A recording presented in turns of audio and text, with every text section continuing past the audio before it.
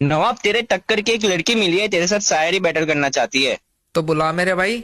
ये ले रागिनी, इस नवाब के साथ शायरी बैटल करो। इसको तो इतनी गालियां दूंगी कि ये ग्रुप छोड़ के ही भाग जाएगा। अरे ऐसा मत करो यार, मुझे गाली वाली मत देना प्लीज। देखो कितना मासूम बन रहा है, जैसे दिल का सच्चा है। जाकर दूध पी और सो जा, मेरे सामने अभी तू बच्चा है। अरे नवाब, ये क्या बोल दिया इसने? मेरी भी सुन कि 2 पल की जिंदगी मैं तो ऐसे ही जीऊंगा। वाह वाह वाह वाह। अपनी बरा तो ऊपर करो, मैं तभी तो दूध पीऊंगा। अरे भाई। मेरी भी सुन कि कुत्ता है तू, एक दिन कुत्ते की मौत मरेगा। पहले अपनी छोटी लुल्ली का इलाज करा, मेरा दूध पीकर क्या करेगा।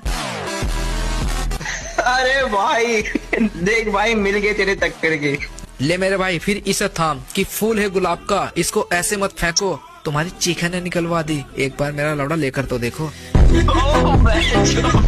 भाई भाग गई।